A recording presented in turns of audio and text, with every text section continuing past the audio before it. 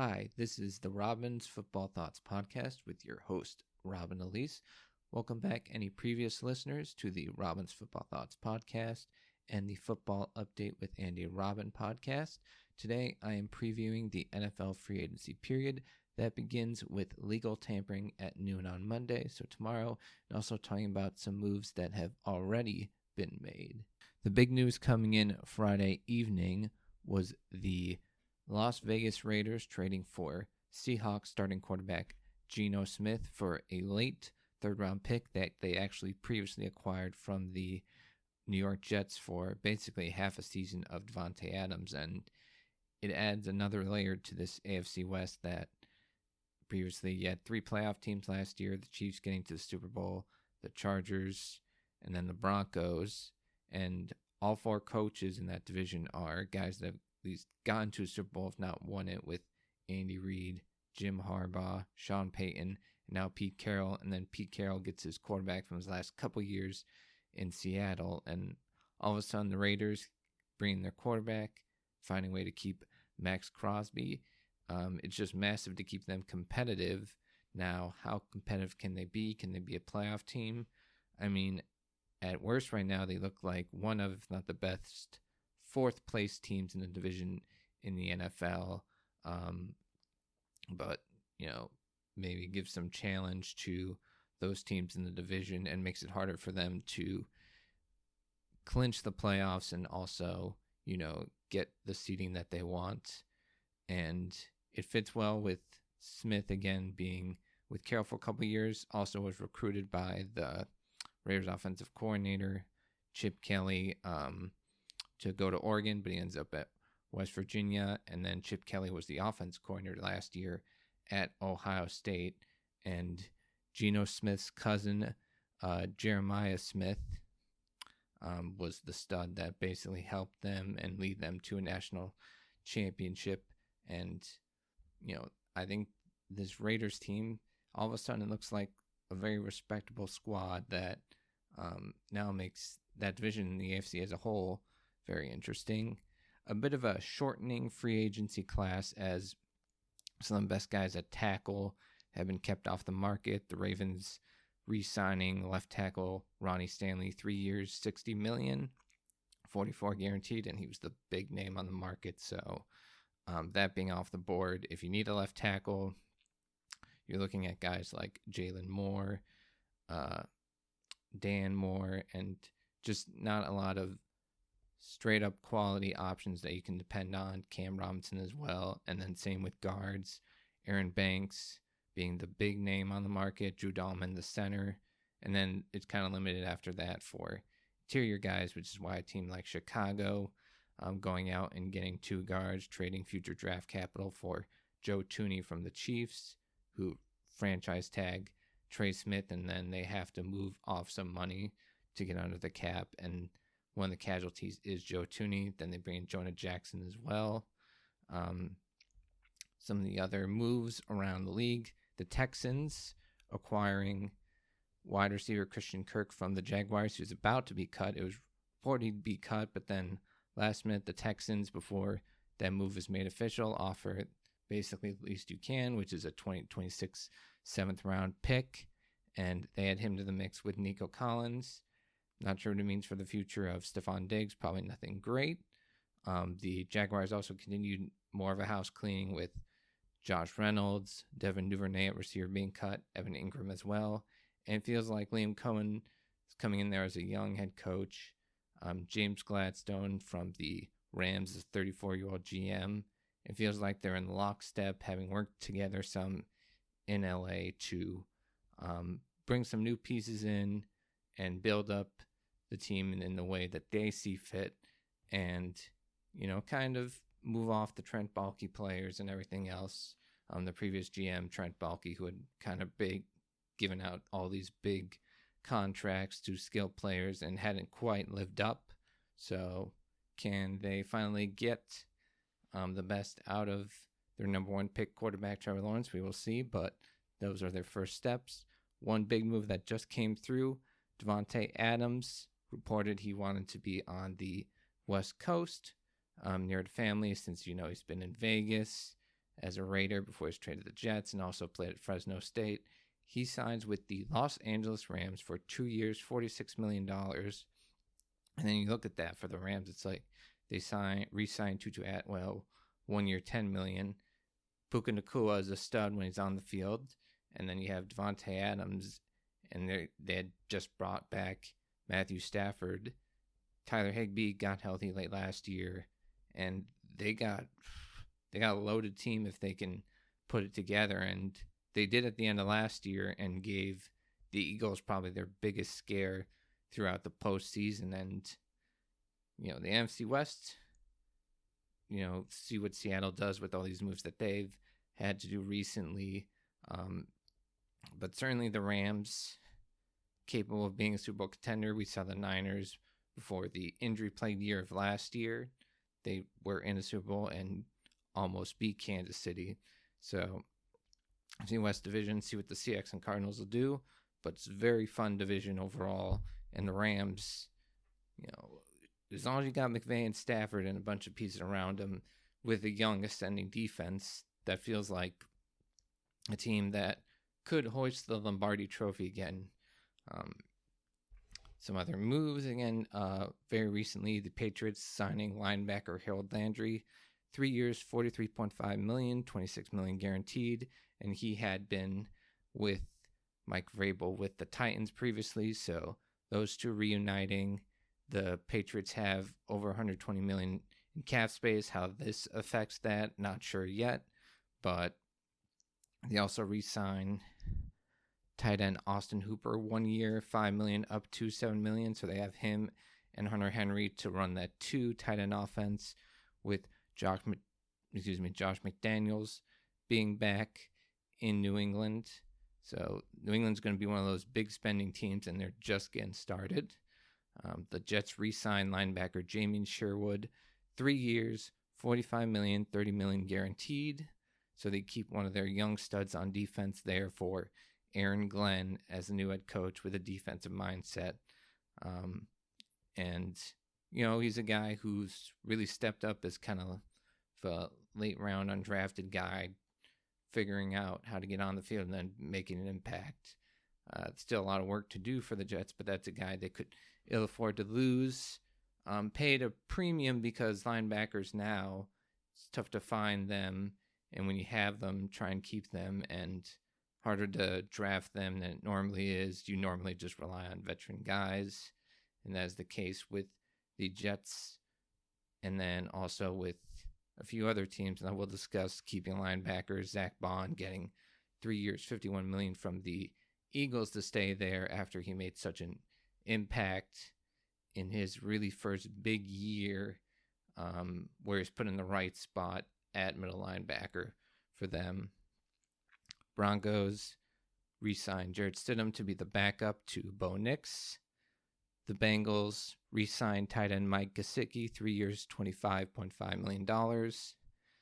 He was a great third option for them behind Jamar Chase and T. Higgins, but it's a good start to keep him, but you got to pay a premium now to keep guys like Chase and Higgins as that market keeps going up and up and up.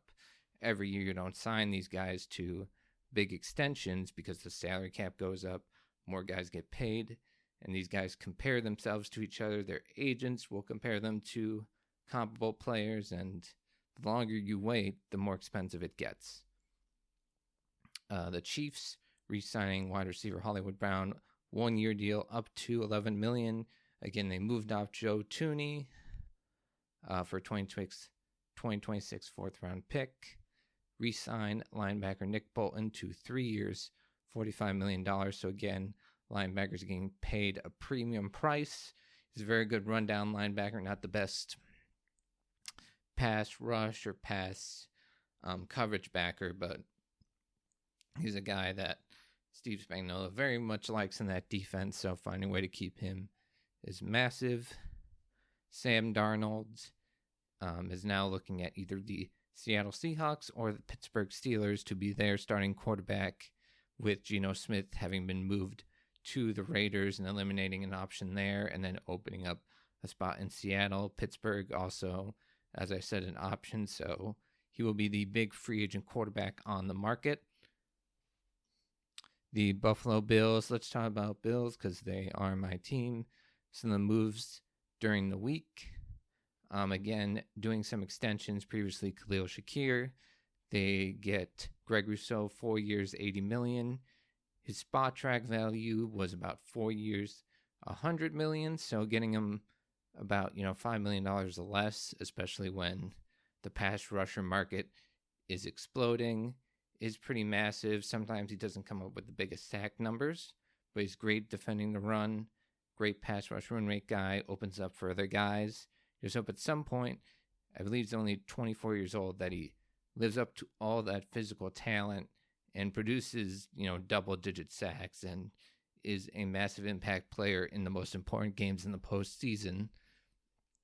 But he is a big extension for the Bills, as is linebacker Terrell Bernard, 4 years, $50 million.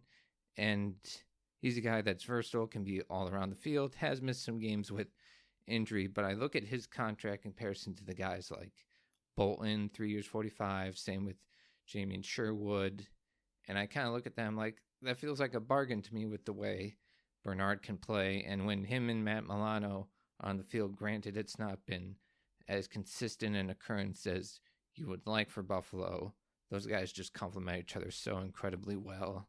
And, you don't let great players get to free agency and get better. So the Bills getting out ahead of it, getting it at or below market rate is so critical for them.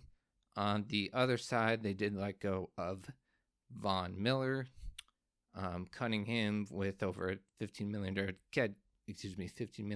dead cap hit, about $8.4 million saved, and just one of those. They took a swing in free agency, and for about a half season in 2022, he looked like the impact pass rusher. I mean, it was about 8 sacks in 10 games, 8 or 9 sacks in 11 games.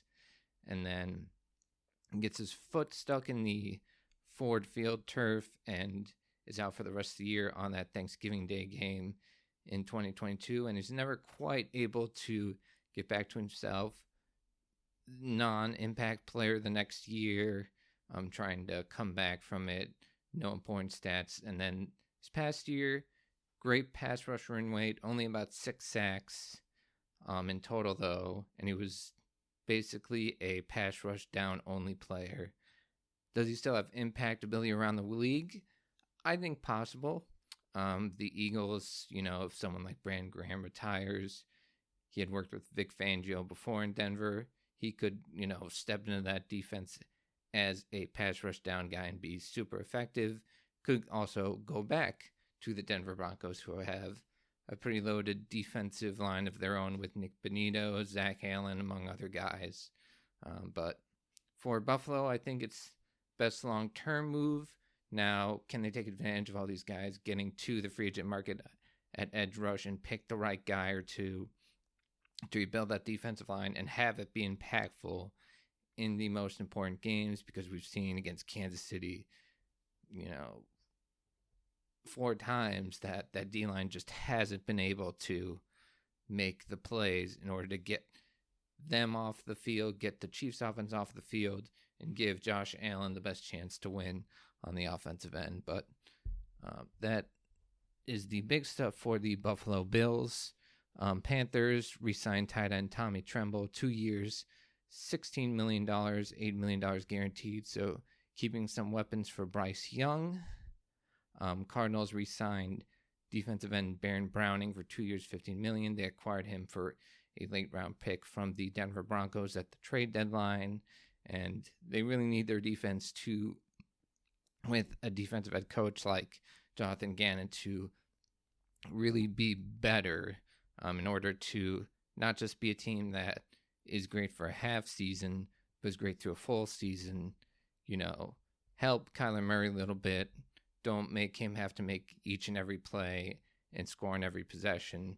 And that is kind of like the first big start for them to hopefully fully revamp this defense throughout the entirety of the offseason. The big move at edge rush throughout the league is the Cleveland Browns. I don't know how they convinced him. Well, kind of. I mean, you kind of know. Myles Garrett, dead set on wanting to be traded to a contender, signs a massive extension, $40 million a year, $123 million guaranteed to stay in Cleveland, includes a no trade clause, and I mean, it keeps them relevant to an extent. You never want to lose your best player, an impact player like that, even if it's for draft capital. Could they have used a bunch of draft capital and other stuff to reset? Yes, but trading him would have resulted in a dead cap hit, whether it would have been during this free agency or in June, whether they traded him. So somehow keeping him in the fold with Jim Schwartz's defense, it makes Cleveland have the littlest little bit of hope, even though they're stuck still with the Deshaun Watson contract for at least another year or two. And, at least make the AFC North potentially a 4-team division again. But, they got to find a quarterback. They got to hit a bunch of draft picks. And then maybe Kevin Stefanski, a 2-time coach of the year that had a very, very down year this past year. Maybe they can get Cleveland back into respectability. Going to take a lot of work. And it's the highest contract for a non-quarterback. And that greatly affects, as I mentioned before, someone like Jamar Chase, who wants something like that for the Bengals, and a Micah Parsons for the Cowboys. They look at that and it's like, I'd like to have if not more than that. And that is the issue with waiting it out with these contracts to say, let's make sure this guy's worth it. Well, he's going to be worth more and more and more the more you wait. And then the second you are like, let's pay him, it's going to be exorbitant compared to what it would have been a year or two before.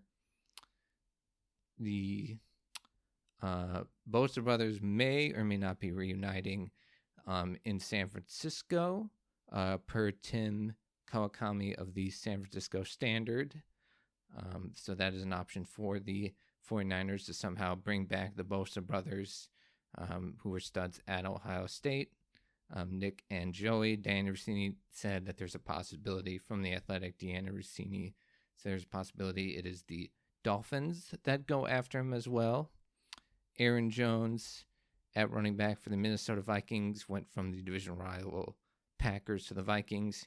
He resigns for 2 years, $20 million, $13 million guaranteed, and that's considering that they are looking at going to J.J. McCarthy in some respect as their future quarterback, and then maybe trying to find a way to bring a Daniel Jones back into the fold as well as at least another bridge or the backup.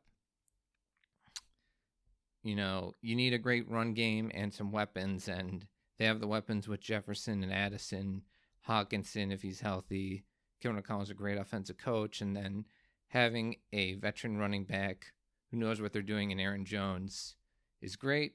He does have durability and fumble issues. There were times late last year, where Cam Akers was in on a bunch of big downs. But I feel like he's a great piece to have in the run game room for at least another year. Trying to find that young running back either as a free agent or in the draft. And then, get him to learn from Aaron Jones, and then they can take over. But good on Minnesota to keep a guy who was very impactful for them this past year. The Seattle Seahawks, again, they're having to deal with moving off Geno, DK Metcalf asking for a trade to a team in a good weather environment, contender if possible, and a $30 million per year contract or more.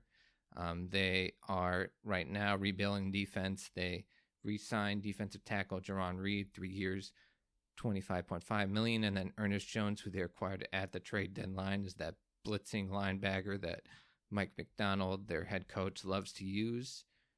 3 years, $33 million. And this is a team that's building quite a defensive lineup, with Mike McDonald, who built that great Ravens defense the couple years before as the head coach of the Seattle Seahawks. And big thing for them is build up that defense so that whoever they come in and get at quarterback, whether it's Sam Darnold or even Danny Rossini saying it could be as crazy it is Aaron Rodgers, at least keep the scores down so that the offense doesn't have to, be the high-flying throwing offense it was last year, which didn't seem to please Mike McDonald all that much with the OC being let go and then them not coming to a contract extension with Geno Smith, who may or may not have wanted out just to go to reunite with Pete Carroll. So NFC West again, going to be fun division. The Lions releasing Zadarius Smith at defensive end. He was a 9-sack guy last year, but get some cap savings and maybe get younger on the defensive line. Opposite Aiden Hutchinson, hopefully he's back healthy. Re-sign linebacker Derek Barnes to 3 years, $25.5 million. Another quick re-signing from the Bengals, guard Cody Ford to a 2-year deal. So trying to keep that offensive lineup around Joe Burrow healthy. They're having to figure out what to do with, a bunch of guys, including Trey Hendrickson, who they've given the opportunity for him to seek a trade, be paid among the top pass rushers in the league, because, again, they got to figure out what to do with Chase and Higgins and, what money can they afford to do, what can they not afford to do. And it's always been an ownership group that doesn't love guaranteeing money past a certain amount of years, 1 or 2 years, and they made an exception for Burrow. It's kind of pulling teeth for them to do it for anybody else, no matter how great and how talented. So very pivotal offseason for Cincinnati in that regard. Per Josina Anderson, Eagles tight end Dallas Goedert could be on the trade block for a mid-round pick. And, with champagne problems like that, you're trying to figure out who can be paid, who cannot be paid. And the Eagles, they've already moved off Darius Slay and James Bradbury. They might lose a couple linemen that have been impact players for them on the defensive line, Mekhi Becton. So, they kind of have to make their choices. And if Dallas Goedert wants a new deal, try and exit out of that and get what you can for him. Per Jeremy Fowler of ESPN, Justin Fields is going to test the market most likely. Could be an option for the Jets. Not the best winning record for him between the Bears and the Steelers, although went 4-2 as a starter for the Steelers this year. But you do wonder, limitations passing wise, what is he able to do for another team? And what are the Steelers thinking at quarterback? Russell Wilson and him, battled for the job last year. And it was looking like a Russ thing until he gets hurt. Fields comes in, plays decently, and they win.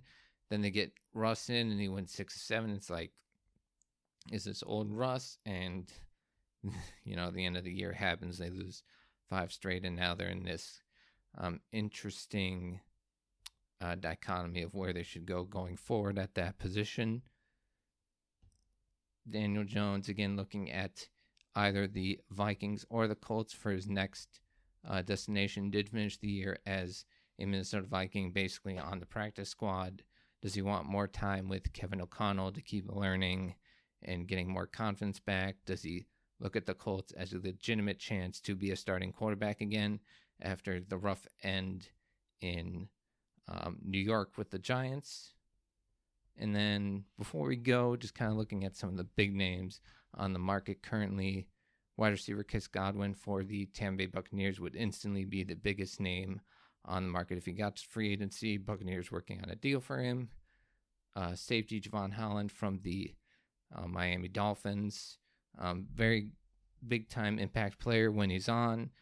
Could get massive top-end safety money. Some of the corners on the market include DJ Reed from the Jets, Carlton Davis from the Lions, Asante Samuel Jr. from the Chargers, Darius Slay getting cut from the Eagles, Rasul Douglas from Buffalo, defensive tackle Milton Williams, and defensive end Josh Sweat, 2 great pass rushers from the Eagles on the market. Left tackles, again, Dan Moore, Cam Robinson. Center Drew Dahlman from the Falcons could be a guy that makes the most off the interior, as well as Aaron Banks, another left tackle, and Jalen Moore. Some veteran receivers. Davante Adams was, but now he's with the Rams. Stephon Diggs, Keenan Allen, Amari Cooper, potentially Cooper Kupp, DeAndre Hopkins, Josh Palmer, Elijah Moore, Darius Slayton. And you kind of have to evaluate with those guys and across free agency who's a big name and who's still a big-time player. And you never know when the fall-off's going to come for any of these guys. And the wide receiver market is full of guys that have done a lot, but it's a, what have you done for me lately and what are you going to do for me? And it's tough to evaluate that with the receiver room. Do you have the right quarterback for it to make it work, the right system? But yeah, NFL free agency coming up super, super soon, tomorrow at noon. And, can't wait to dive in and see what happens with all these moves. Thank you again for tuning in to this podcast. Like, comment, subscribe. Let me know what you think's going to happen in the free agency markets upcoming. And thanks again for listening to the Robin's Football Thoughts podcast with Robin Leese. You guys have a wonderful rest of your day. And just one more quick thing I wanted to add. Just saw the news that the Buffalo Bills have signed quarterback Josh Allen to a 6-year, $330 million contract extension, $250 million guaranteed. And I feel like this is a move to move some cap dollars around, but also set in place that Josh Allen is here through the rest of his career, most likely. And, there's always something that you're thinking of with extensions is, keeping guys locked in, of course, but moving money around and, showing that you're willing to reward great players and, arguably no greater player in the league, maybe more accomplished at winning at other spots. But Josh Allen, coming off an MVP year and getting him signed this early into the free agency period, it just sets up for, hey, we're willing to do whatever, whenever to make this team, get to and potentially win a Super Bowl. And just incredible news for the Bills and, a big time free agency or just re-signing before the free agency period starts. Interesting to see how it, affects cap wise. Does it lower his number? Does it, make things flexibility wise huge going forward for them? But yeah, Josh Allen in with a new extension, and that is awesome as a Bills fan. So again, thanks for tuning in. Bye-bye.